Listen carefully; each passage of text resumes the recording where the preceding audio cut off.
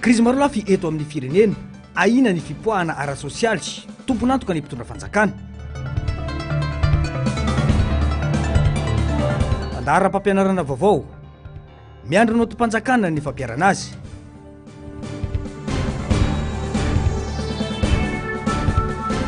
Fikasana fanitarana fepetom-piasan'ny mpitondry Bontolo, eloka bevavaka tokony andraisana fepetra.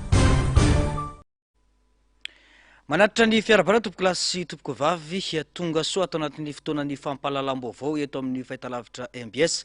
Asana ampananjana ianao hanaraka ny fampahalalam-baovao hatramin'ny farany. Ny pejiny politika no isataratsika ny fampahalalam-baovao amin'izao ariva izao, mitombona ny filazana fa marary ny firenena malagasy ka mila fitsaboana hoy Père Prosper Ratovomananarivo androany. Tsy fotoanan'ny faniliklihana sy fanenjehana tsy ara-drariny intsony izao hoy izy, fa tokony ifantoka amin'ny fantsina ara-dravitra sy fahaiza mitondra. Raha ny malagasy rehetra ny fitakina ny famerenana ny nosy malagasy ho fanamafisana ny zo efa nomeny firenena mikambana any Madagasikara. Mikorontana ny rafitra erantany ka tokony ahayanana roatra izany isika ho iatrany ny faneho-kevitra. Ny antsiprian'izay eo amin'ny sary ny Mathieu Princy. Manapirofo ny tsy fahavononana androso ny tsy nanitsina ny tetibola fa disy miankina loatra amin'ny any ivelany, anka tsy afaka mamaritra ny tena laram-pamehana sy ny filan'ny firenena ny famoam-bola ho ny mpanaraka raharam-pirenena. Mitaky fantsiana ara-drafitra sy fahaiza mitondra izany hoy Père Prosper Ratovomanarivo. Raha mbola tsy vitantsika ny manova, tsy vita mpitondra, izay mitondra eo zany manova iny budget mpanjakana iny fa voatery iankina foana amin'ilay hoe fanampiana vanivelany ny faika, dia veriko hoe mbola tsy vonona androso zany tsika, satria tsy vonona anova an'ilay fitantanam-bola sy ny fiarikarena amin'ny ankapobeny. Dia le fampiasam-bola rehetrarehetra zany tsy lasa tsy mamaritra an'ilay hoe inona ny laharam-pahamena, inona ny filan'ny firenena, fa dia amin'ilay hoe zavatra fitantanam-bola mpanjakana, andoavana karama, andoavana nitsero, zay fotsiny mamaika zany. Dia io mivokatra zany tsy mitondra vokatra ara-piaramonina, ara-piariana, manatsara ny fiainan'ny olona ny fampiasam-bola eto amintsika. Afaka manao fotodrafitrasa be dehibe ny mpitondra, fa mety tsy manana fitraikany ara-piariana, ara-toekarena amin'ny ady amin'ilay hoe fiakaran'ny vidim-piainan'ny olona. Dia lasa ihany koa tsika amin'izay fotoan'izay mamoaka vola fotsiny, mamoaka vola mpanjakana, laniny le vola mpanjakana, mamoaka ny vola ivelany, manafatra entana, fa tsy araka an'izay ilayntsika ny zavatra rehetrarehetra. Dia izay ataoko anisan'ny hoe fanitsiana amin'ny fitantanam-bola, fanitsiana ara-drafitra, fanitsiana ihany koa ny fahaizana mitondra ny olona afaka mitondra firenena marina zany. Tsy vanim-potoana ny faniriklihana sy fanenjehana tsy ara-drariny intsony izao ny fanamafisana, mararika mila fitsaboana ny fitantanana sy ny firenena, manamafy ny efatra nataony veky izany. Ary ny firenena mila fanarenana, mila fitsaboana ny firenena, dia mila ny zanany rehetrarehetra ny firenena, fa tsy ataoko hoe tsy vanim-potoana ny fanilikilihana zao na fanenjehana na andeha ampiditra olona any amponja noho ny heviny. Raha mitondra ny heviny ny olona anankiray dia enjehana aiahina noho ny heviny. Ka ataoko hoe eo amin'ny fomba fitantanana ny firenena mihitsy no mila tsaboana zany, ary io fanilikilihana sy fanenjehana ny piraitan'ny lazana tsy adrariny io ataoko hoe vanim-potoana ihany koa zany hijerena hoe tena le tsaboana le fiarahamonim-pirenena mihitsy. Dia manana didy ihany koa ireo ray aman-dreny hiaro ny zanany eo anatrehan'izany zavatra izany, satria lasa fanararaotam-pahefana angeny manjaka rehefa izay no mitohy. Ankoatra ireo, tafitra ao anaty ladinika mandritra ny fivoriana tapiny fahavalopolo ny firenena mikambana androany ny makasika ny nosy Zeparsa. Efa nomeny firenena mikambana zo amin'ny Madagasikara ireo nosy malagasy isika ka tokony anaiky sy hitazona izany. Milefitra lava ny malagasy ka lasa ny frantsay no mametraka fepetra ho ny fanazavana. Mikorontana ny rafitra rehetra maneran-tany ka tokony ahena rorotra izany Madagasikara. Fiheverana ny atao hoe tanirazana dia mbola ady ho an'ny malagasy rehetra ny manambatra ny firenentsika ho iray sy mampiray ny fo malagasy hitempo amin'izay taniny izay. Dia za moa mivoy an'iny foana le hoe ny ranomasina ny valam-pariantsika, ka raha tiantsika zany iray an'ilay firenena dia ampidiro ao anatin'ny ranomasina valam-pariantsika ilay Ile Zeparsa. Korontana daholo zao ny rafitra samihafa eo amin'izao tontolo izao, dia tokony ararotsika ametrahanatsika ao anatrehan'izay fiovana eran-tany amin'ny rafitra iray ilay pirenena dia mba manana ny toerany ko ilay firenena malagasy na dia tokana nivondrano ata izy. Le fifampirarahana dia tsy maintsy miaraka amina vondrona matanjaka tsika vondro tany samihafa azo ampiasaina ao anatin'izany ary izay ngamba le endrika le hoe fiovana eran-tany aiza indray ny resaka diplomasia antsika, resaka géopolitika samihafa, fifandanjahan-kery dia misy an'izay fifandraisana samihafa zay hain'ny mpitondra ve zay sa le hoe ny antsika efa sadek za efa filoha eto dia misadekadekany eo fotsiny. Mifampiankina tanteraka ny olona ny rafitra ary ny fitantanana samy anao zay patany rehetra raha tsy mipetraka mazava ireo rehetra ireo. Mbola eo amin'izay vaovao ny raharam-pirenena izay atrany entiny fisainana amin'ny rehefarehefa ka mahavita amin'ny teniteny foana sy manimba firenena ireo lazaina fa tompona ndraikitra sy mpanao lalàna eto amin'ny firenena ka mikasany anitatra ny fitom-piasan'ny mpitondra ankehitriny hoy ny mpanaraka raharam-pirenena. Any amin'ny akasarotan'ny firenena republikanina mihitsy no kitian'ny mpanaradia amin'ny fitondrana amin'izao. Azo adika ho eloka bevavy izany ka tokony andraisana fepetra hoy hatrany ny fanazavana. Ny antsipriana izay. Mazava ny voarakitry lalam-panorenana araka ny andininy 520 fa fipitom-piasana indray mandeha azo avozina indray mandeha ihany no azo atao. Mampirisika ny pahilalàna ny tsakijadalàna araka izany ny filazany mpiaradia amin'ny fitondram-panjakana mikasy ny anitatra ny fipitom-piasan'ny mpitondra ankehitriny. Maro ireo tompony andraikitra amin'ny hevitra azy ho ambony lalàny hoy ireo Jean-Pierre Prosper Ratovimanarivo. Azo adika ho eloka bevava ny fihetsika toy izany ka tokony andraisana fepetra sy enjehana araka lalàna. Nul n'est censé ignorer la loi. Dikan'izay dia ny olona rehetra tompona andraikitra eo anatrehan'ny lalàna ka azony lalàna saziana. Dia raha olona mahalala sy tompona andraikitra amin'ny fanjakana zany mampirisika ny olona nitsaka lalàna dia inona ny sazo tokony atao aminy na inona ny fepetra tokony ho raisina momba azy satria karazana crime koa zany. Ngamba ny aminy amporiseko dia hoe ny cybercriminalité zany ny teniteny foana ohatran'ireny any amin'ny sehatra ohatran'ireny dia tokony ho enjehana araka ny lalàna fa be lehibe ny olona mihevitra ao ambony lalàna eto amin'ny firenena. Dia lafiny ankiray faharoa koa zany dia le hoe tokony hisy sehatra zany ivelan'ny rafitry ny fanjakana mihitsy anara-maso ny olona mpanitsakitsaka lalàna mba ho tompona andraikitra eo anatrehan'ny lalàna. Ahoana ny ananganantsika eo anivon'ny firenena n'izay sehatra zay. Zay ny fijeriko azy aloha amin'ny lafiny ankiray satria mampalahelo le firenena zany ny mpanao lalàna, ny tompona andraikitra amin'ny fitsarana, ny manam-pahefana ohatra mahazo manitsakitsaka lalàna nefa tsy tompona andraikitra eo anatrehan'ny fahatosoana ataony. Entiny fisainana amin'ny rehefarehefa anka tonga hatramin'ny fanimbana firenena ho ny fanamafisana.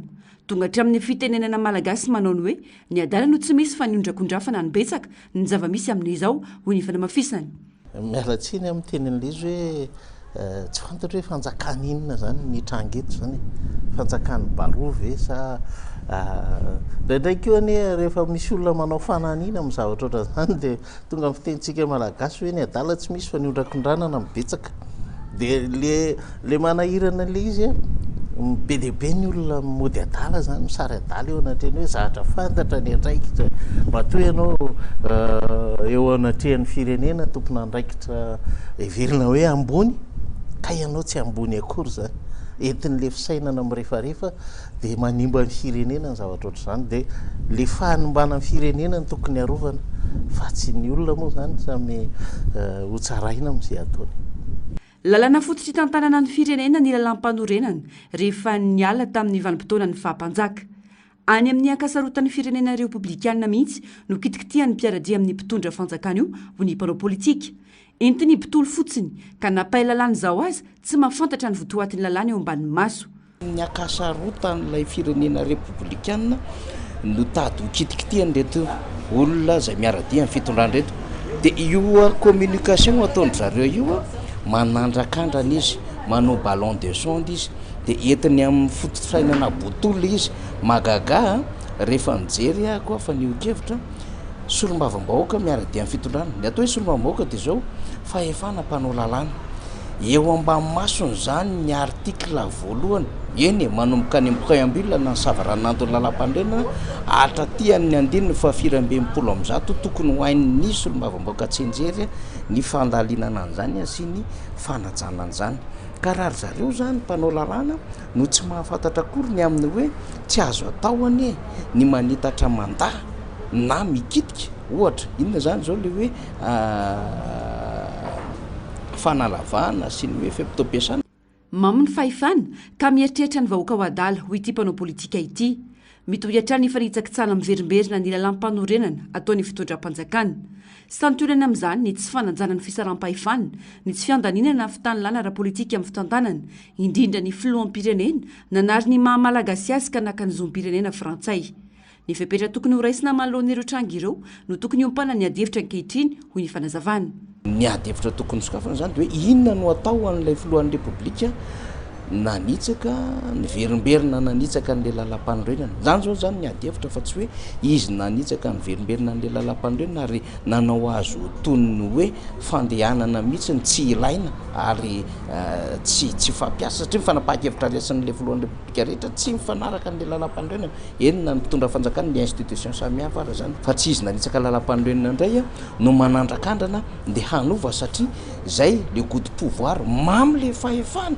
de mbola hanitatra n'le fahefana ihany de mieritreritra ny vahoaka zany malagasy sanana ka tsisy anaky an'izany raha ohatra ka zay nieritreritra faharoa misy ny adevitra tokony hosokafana amin'ny fikitena lalam-panorenana miara-mikondoa anatin'izany ny ratsamangaiky rehetra maingeny fotony ahitana ny fiarahamony pirenena solon-tena-bahoaka mpizaitra politika sy ny sisa fa tsy vitany botolo fotsiny hoy ny fanamafisana ande ihany koa zao ny fifitenana loolona izay tokony masona indrindra amin'ny fanaovana ireo fifitenana mpifidy vaventy mialoha ny anatanteran'izany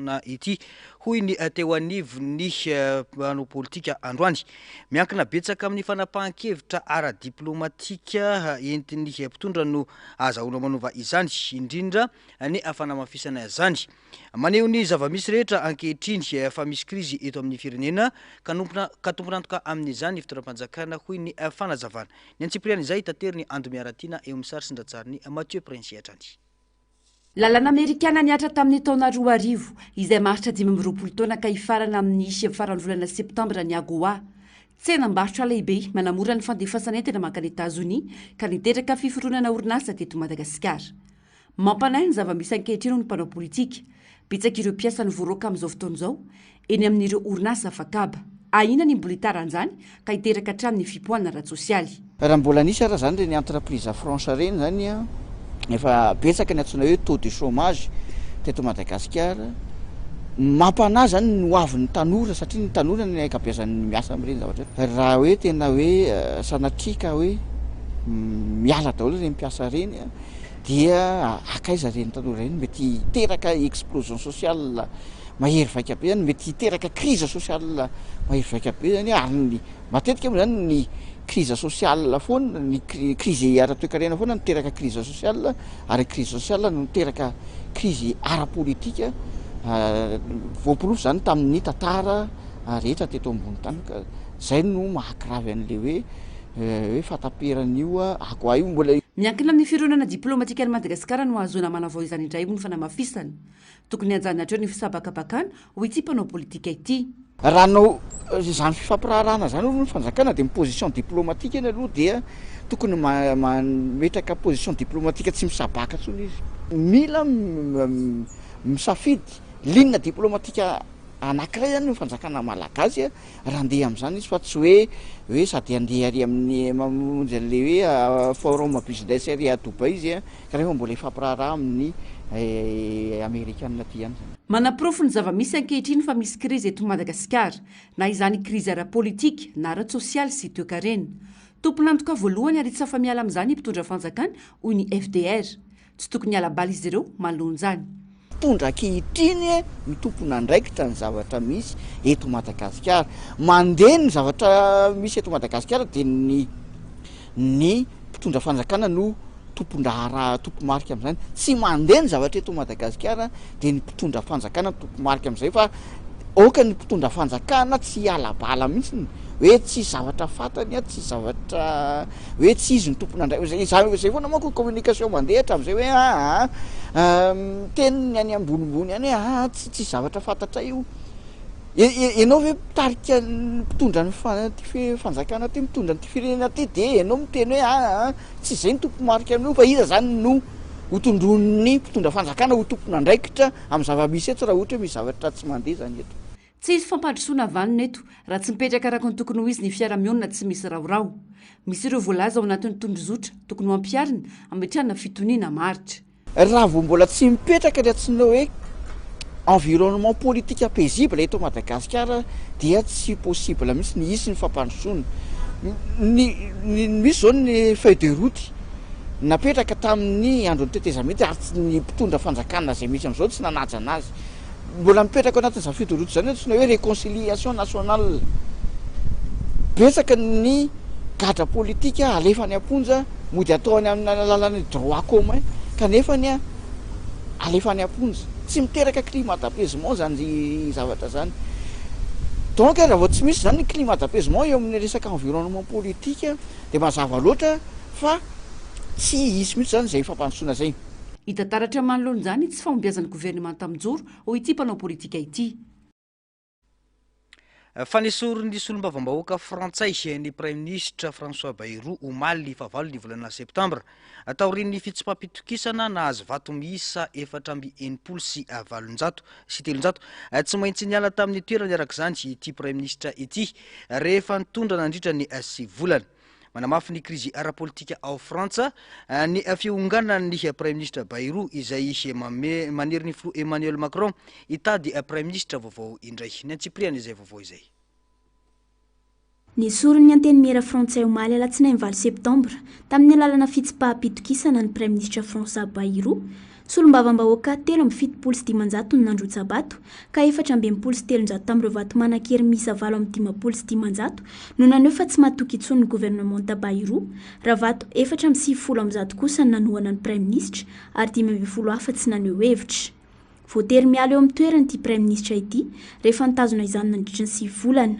raha tsy ahivina mantsy dia ny volana desambra 2024 teo no nanendreny flo Macron any François Bayrou tsy nahazo ny fitokisan'ireo solom-bavambahoaka intsony François Bayrou noho ny tsy fahombiazan'ireo tetikasany mampitombo ny krizy arapolitika ao Frantsa ny fionganan'ny Bayrou tsy maintsy mitady premier ministre faefatra ny flo Emmanuel Macron tao aorian'ny fialan'ny Gabriel Attal sy ny fanonganana ny Michel Barnier etsy ankilany dia mangataka nisy ny fifidianana vaovao i Marine Le Pen na dia mitazona fahefany amin'ny sehatry iraisam-pirenena sy miaramila aza ny flo Macron dia voahozongozona ny fahefany ao Frantsa manoloana ireo olana ara-toekarena sy ireo tsaratsarahana ara-politika ao Frantsa miditra ao anatin'ny vanim-potoana ny ady hevitra politika mafana i Frantsa amin'izao fotoana izao andrasana arak'izany izay anarana vaovao voatendry iandraikitra ny Matignon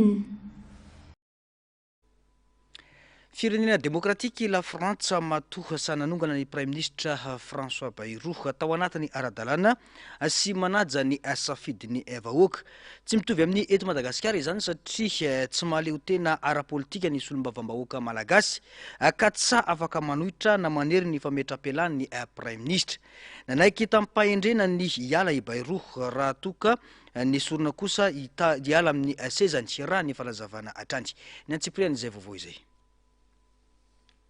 Aprofony mahafirenena manaja ny rafitra demokratika ny fanonganana premier ministre any Frantsa teo anivon'ny parlemanta omaly rehefa tsy nahavita azy intsony ny mpitondra dia misy rafitra ara-dalàna manala azy ao anatin'ny fanajana ny lalàna tsy midika ho fankalana fa fanajana ny vahoaka sy ny safidiny hoy Frère Roland Noir eto Madagasikara nefa mbola lavitra izany efa ela no tsy voahaja ny demokrasia ho ny fanehoan-kevitra ary efa ela no lasa fitaovana enti-miaro ny seza fotsiny ireo solom-bavambahoaka tsy afaka manongana premier ministre ireo solom-bavambahoaka malagasy amin'izao fotoan'ireo satria tsy mahaleo tena ara-politika matahotra ary maro no voafatotro ny tombotsoany manokana toy ny fiara 4x4 ny famatsiana arabola sy ny maro hafa sarotra be ny isian'ny zavatra misy eo ao Frantsa io eto amintsika satria ny antony ny demokrasia neto efa niemotra lavitra be efa ela indrindrandrindra tao anatin'ity fitondrana ty tena nampihemotra azy ka io zavatra miseho France ane enjiky n'le firenena manaja an'izay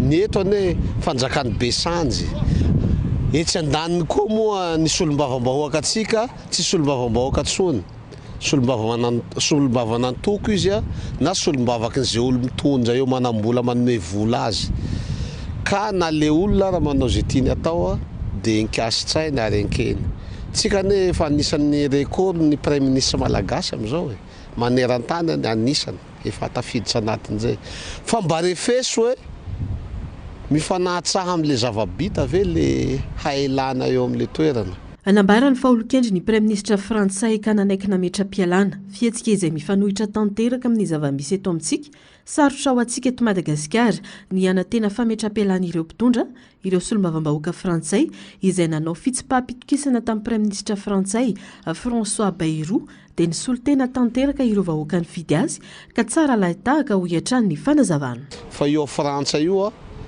manaiky le olo satria le olona olo-kenjy mahatsapa-tena zay fahenjena zay koa efa tsisy eto amintsika ny tsirairay samby tsy manana fahenjena tsony ohatrana zao raha tamin'ny toeran'le olona rehefa hitako tsy mety dia manao ny ohatrany ala Frantsa tsy mianjy esorina zany aho ka amiko a nofinofy ny hisian'izany eto Madagasikara raha mbola amin'izao toetsaina itondrasan'ny mpanao politika malagasy azy zao fa azo alay tahaka ny sofianatra nareo député koa solombavambahoaka alaivonareo tahaka koa io tsy mianjy an'le olona koa alaivo tahaka nareo le mbola malety iny foana no maresaka ao aminareo nareo koa moa ty tsatsan'le 4-4 raitsa be dia lasa tampimbava daholo nefa ny anaranareo solombavambahoaka lasa solombava manoka angamba nareo na solombava nantoko. Atsara ny manamarika fanatolotra ny filoha Emmanuel Macron omaly ihany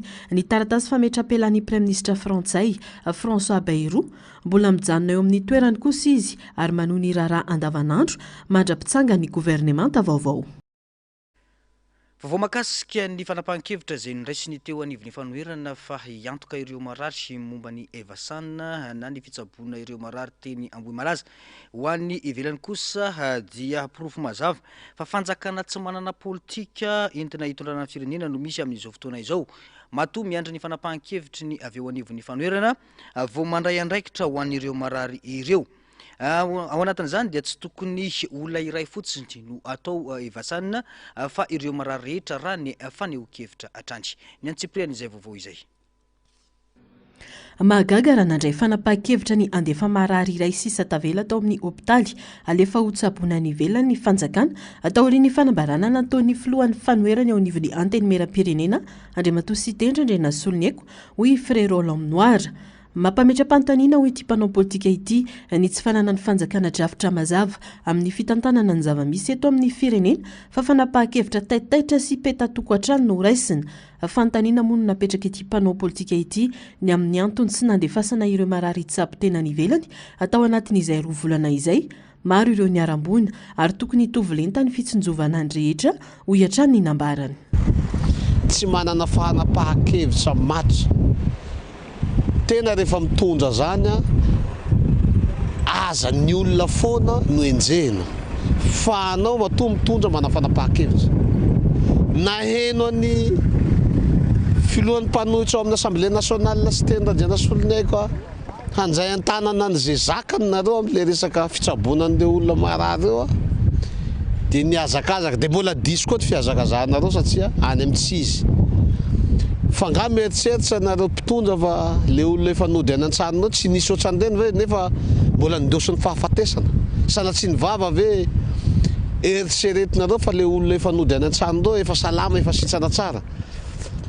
Ny fanapahan-kevitra andrasan'ny vahoaka malagasy aminareo dia tsotra fanahirana no nataonay fanoherana amin'ny alalan'ny filoha sy teny iny fa raisan-tanana ny retsaretra na le efatry efa niraisiny sy teny iny avelao iny hoentiny fa ny sisa tavela mbola tsy salama na any an-trano na mbola ao amin'ny hopitaly hoento haingana Evasan zany misy urgence aza andrasana fotoana nareo fanjakana vetivetika manao an'izany na ny taratasy na ny anina ary ataova amin'ny firenena tena mahay mitsabo fa azaho entoentina amin'le mbola mitovitovy fanatsahana amin'ny fitsaboana eto Madagasikara tsy mety.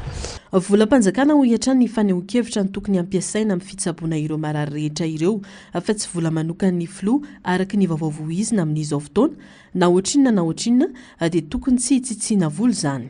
Tsara no hitondrasana azy vola zany tsy hitovy amin'ny aina na firy miliara lan'ny fanjakana volam-bahoaka zany. Ary eo koa ny communication tsy simbaina hoe ny filoha tsy ny filoha fa ny fanjakana avy aloha hitondra azy. Fanjakana zay tsika rehetra zany no manao evasanina fa tsy volam-bahoaka no hitondra an'ilay olona. Aza manao communication diso io koa ny fahavoazanareo ndraindray manao communication diso foana nareo. Zavatra volam-bahoaka itenenanareo olona manao azy tsy mety koa iny. Mampatezitra anay koa iny. Rehefa fanjakana dia fanjakana. Ohatrany na ny siteny io zao volany siteny. Raha mamoaka koa na ministra na député afaka manao. Na zaza koa raha te hanao tsy manambola. Na hitondra na ray amin'ireo ohatrany fanjakana veranga dia olona ray. Aza mampome ohatran'io tsika fa lafo vidy ny aina. Tsy fidy no vahoaka malagasy mahita lefa ndosiny fahafatesana iny. Mampibaribary ny tranga toy izao fa tsy manana politika mazava ny fanjakana entina hitantanana ny firenena ary tsy mahavita misedra olana fa variana mirendrarendra sy ny tetikasa tsy mitondra fampandrosoana mazava ho an'ny firenena. Tontolo ny fampianarana kosa indray ny sitraka fiofanana avy amin'ny ministera ireo mpampianatra amin'ny mety ho fampiarana ny fandaharam-pampianarana vaovao. Mbola miandro noti ofisialy ny fanatanterahana izany. Mbola tsy voavatra mazava ihany koa hatreto ny mety isinana tsy ny fanadina mpanjakana CEPE ho an'ny taona fahadimy. Narcisy Karazafy sy Tahirina Atrany no mitondra ny antsipriana izay. Natomboka tamin'ity herinandro ity ny taom-pianarana vaovao 2024 na dia efa nivoaka aza ny fandaharam-pianarana vaovao. Natolotry ny ministera ny fanabeazam-pirenena dia mbola miandry note ofisialy ny fanatanterahana izany eny anivon'ireo sekoly. Raha ny nambara ny lalaina Rabezanahary tan'ilay tsekoly tsy miankina dia tsy dia niala lavitra tamin'ireo teo aloha ny votoatin'ny fandaharam-pianarana vaovao. Mbola ny fandaharana teo aloha araka izany no ampiarin'ireo sekoly mandrapatonga ny fanapahan-kevitra ofisialy. Misy fandaharam-potoana moa zany izay nomen'ny ministera fandaharam-pianarana vaovao isy mbola tsisy loatra aloha hatreto fa efa nisy kosa ny fampahafantarana sy ny fampiofanana ny mpampianatra amin'izay fandaharam-pampianarana vaovao izay dia izay moa zany efa hatramin'izay dia efa nikiavoka foana fa tsy niandry an'izay avy amin'ny ministera izay fa efa nikiavoka foana ny fanavaozana ny fandaharam-pianarana moa izany ka mitovitovy ihany izy moa zany mitovitovy ihany fa miandry ny avy amin'ny décision ministera amin'ny fampiarana ny note zany satria mbola facultatif afaka mbola manao ny ny sekoly afaka manaraka an'izy maka tsy manaraka an'izy fa izay efa hatramin'izay dia manaraka ny foana ny fikarohana izay zavatra izay. Amin'ny tena izy aloha manomboka amin'ny kilasy 11e no misy an'izay fampidirana fandaharam-pianarana vaovao izay fa mitombotsika manaraka tsikelikely ny kilasy hafa avy eo. Tsy dia tena hoe lavitra moa zany fa nisy matiera kely foana ino zany matiera kely fotsiny miampy kely eo amin'ny resaka matematika eo amin'ny statistika moa zany dia nampidirina ny statistika kely no ampidirina efa ampiarina kely zany misy aty amin'ny kilasy ambany amin'ny resaka statistika. Manoloana ny fahasahiranana rahateo-karena manjoa ireo ray aman-dreny amin'izao fidiran'ny mpianatra izao kosa dia nanapa-kevitra ny hanome tolotra manokana ho an'ireo mpianatra ny sekoly sasany toy ny fampihenana ny vidin'ny fitaovan'ny mpianatra mba hanamahivanana ny vesatra ireo ray aman-dreny. Tanjona ny ampiakarana ny leta ny fahaizan'ireo mpianatra izay hita ho ny totongana kely tamin'ny sehatra nasionaly tamin'ny taom-pianarana 2024-2025. Mbola eo amin'izay tontolo ny fampianarana izay hatrany dia mahatratra efatralina ireo mpianatra mandeha fiofanana eny anivon'ny Université n'Antananarivo amin'izao fotoana izao. Misy dingana telo samihafa amin'ny fidirana eny amin'ny anjerimanontolo na amin'ny alalan'ny fifaninanana na sivana amin'ny antotan-taratasy na ihany koa fitsapam-pahaizana. Ankoatr'izay dia fantatra ihany koa fa voarara ny fivezivezen'ny olona manodidina ny université amin'ny andro alina noho ny fiarovana sy ny fandaminana raha ny fanazavana. Narcisy Karazafy sy mbola avatsara no mitondra ny antsipriana izay. manodidina ny 4 leo ny isan'ireo mpianatra raisiny université an'Antananarivo manomboka amin'ny taona voalohany hatramin'ny taona fahadimy mitsinjara amin'ny faculté valo izy ireo izay ahitana lalam-piofanana 7 ary ivitoerana fanampy miisa 5 amin'izao fotoan'izao efa mihoatra ny 100 ireo laboratoire miasa eo anivon'ny université ka ny fiara-miasa amin'ny sehatra tsy miankina no tena manohana ny fiodinany. Fomba telo no azahoana mandranto fianarana eny amin'ny anjerimanontolo, eo ny fifaninanana, ny fifantenana amin'ny alalan'ny antota-taratasy ary ny fitsapam-pahaizana ny test de niveau. Na dia be mpifaninana aza ny lalam-piofanana rehetra dia ny fetran'isa sy ny fahafahan'ny sampana mandray ihany no mametra ny isan'ny mpianatra raisiny. Misy karazany telo ny fomba fidina ty amin'ny université n'Antananarivo. Misy alohany ireo manao concours, dia misy ireo manao sélection de dossier, dia misy ireo manao test. Zay izy amin'ny ankapobeny. Ho an'ny manao concours moa zany mazava loatra izy io ny concours toy ny fikarakarana an'ireny examen reny dia misy ny jury, misy ny surveillant ary ataontsika hoe ny contrôle sy ny fanaraha-maso efa mipetraka tsara, fampiasana ny caméra, ny fampiasana ny équipe manao descente tampoka ary rehefa voorina ny taratasy dia mandalo tsara dia mbola mandalo antanatohatra maromaro vao mivoaka ny résultat. Ny any amin'ny sélection fa misy comité manokana manao anazy ireny ary rehefa manao sélection zany tsy hoe olona ray fa misy solitena mpianatra ao, misy solitena mpampianatra ao, misy solitena ny mpandrarah ao ary misy ny ataontsika hoe ny lehibe n'ilay établissement koa ao anatin'io olona maro zany miara-manapaka. Misy ny critère mipetraka ao anatin'izay zavatra izay. Ho an'ny test de niveau moa zany dia mitovy amin'ny concours ihany ny démarche amin'ny ankapobeny. Ankoatr'izay, eo anatrehany fitombony tsy fandriam-pahalemana amin'ny alina eny anivon'ny université kosa dia voarara tanteraka ny fivezivezin'ny mpianatra sy ny olona rehetra manodidina ny toeram-pianarana dia ambotsaina, ampefiloha ary vodivorona manomboka amin'ny 7 ora alina hatramin'ny 5 ora maraina. Izany no natao dia ho fanajana ny filaminana ary isy fepetra araka ny lalàna ho raisina amin'izay mandika izany lamina izany. Fitandromana fandriam-pahalemana ny zava-misy tsinona amin'ny ankapobeny amin'ny université n'Antananarivo efa teny teo misandraka amin'ny toerana maro ngeza dia ngeza. Eo ny fijerena hoe manahoana ny isan'ny olona miandraikitra ny sécurité. Eo ihany koa ny ataontsika hoe ny université n'Antananarivo tsy mifampianarana ihany no hita ety fa misy olona tonga ety mety hoe manao sport, manao footing, mijery ny zava-misy. Dia mety misy koa no mijerijery hoe ohatra ny ahoana mibraosy ny laboratoire dia ifehezana an'izay fandriam-pahalemana izay dia hoe alao akatona amin'ny alina satria sao dia tsy araka ny mijery hoe iza makaiza dia iza ny anao eniny. Tena lafy ny fandriam-pahalemana zany le izy. Aleo misoroka izay mitsabo. Ilaina trano ny fanazavana, ny fanorona sy ny fampianarana ireo tanora ahafahana misafidy ny lalam-piofanana mifanaraka amin'ny tanjony, indrindra ho an'ireo tanora vao afaka fanadinana baccalauréat ho hiatrano ny fanazavana. Eo amin'ny lafin'ny teknôlôjia, nambaran'ny filohan'ny université Andrianasolo Rivoarison fa tokony ho fitaovana entina mampivoatra ny fianarana ny intelligence artificielle raha voafeh araka ny tokony ho izy.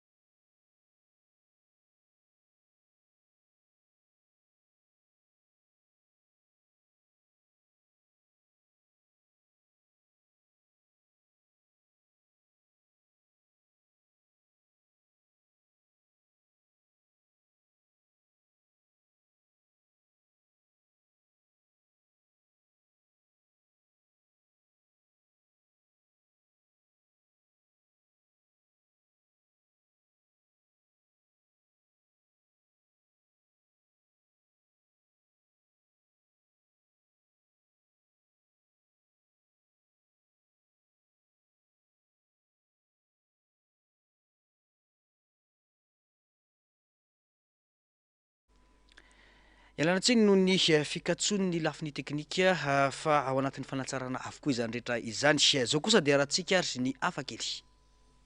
Malaza amin'ny anarana hoe Jesus Christ Lizard, ny Basilique Lizard any Amerika Afovoany sy Atsimo. Karazana tanalahy afaka miazakazaka maritra eny ambony rano izy ity, ary matetika dia eny ambony rano izy no mandositra rehefa sendraka misy manenjika. Araka ny fanazavany National Geographic, mandidina ndray 5 metatra isa-tsegondra ny afainganam-pandehany rehefa miazakazaka satria mahevan-dantsy ity karazana tanalahy ity. Ahitana dingana telo ireo teknika ananany. Voalohany, famelahana, mamely mafy ny rano amin'ny tongony izy. Faharoa, fanosehana, manosika midina an-drano ka mamorona lavaka rivotra ao anaty rano izy. Ary ny fahatelo, famoahana, manaisotra aingana ny tongony alohan'ny katonany lavaka ny rivotra izy.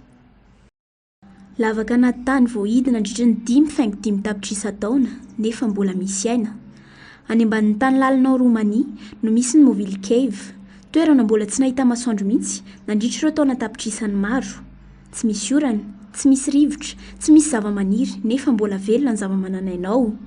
Misy mikroba manova hydrogène sulfide sy akora simika hafa ho sakafo amin'ny alalan'ny chemosynthesie ao anatiny. Fomba mitovy amin'ny teny amin'ny lavaka anaty ranomasina lalina izany. Avy amin'ireo mikroba ireo, ny rojo sakafo miafina. Bibikely jamba mihinana bakteria miparitaka amin'ny rindrina. Isopoda kankana ary biby anaty rano miaina amin'ny aizina izany. Fangady centipede ary karazana maingoka mihinana biby hafa nefa tsy manana maso na loko satria kely ny oxygène ary be ny dioxyde de carbone hany ka miaina miada andreo zava-mananaina. Mihetsika mipitandremana, ela velona ary vitsy ireo zanany. Ny simika no mifeny tontolony fa tsy ny hazavana. Ahitana taxi manidina tsy misy mpamily any Chine ary nahazo alalana hitondra olona izany. Nahazo fahazon-dalana avy amin'ny tompon'andraikitra misahana fitaterana anabakabaka ao Chine hitondra olona ny taxi manidina tsy misy mpanamory any orinasa Yihang ny 7 Jolay lasa teo. Olona iray tsy mihoatra ny 7.20 kilao no zakany ary afaka mandeha hatramin'ny 310 kilometatra isan'ora izy. Tsy maintsy milanja miampy fizavana arak'izany vao afaka mandeha amin'ity taxi ity. Mijanona ety ambany ny mpanamory, saingy misy kosa ny fitaovana ifandraisana raha misy ny amehana. Efa misy karazana solosaina ahitana logiciel ahafahana mandrindra ny lalana na ny toerana leo ao anatiny ka mandeha ho azy na automatika manaraka an'izay ity fitaovam-pitaterana ity. Amina toerana efa voatokana sy voara-maso ihany no ipetrahany. Bateria ny miasa aminy izay mahavita mampandeha azy hatramin'ny 5.20 minitra. Tapitra ny fampahalalam-baovao-tsika tompolasy tompoko vavy mankasitraka anao nanaraka izany hatramin'ny farany isorana ireo teknisianina sy ny namana mpanao gazety nafahana nanatony tosa izao fampahalalam-baovao izao. Mametraka ny soavatsara feloha tompoko.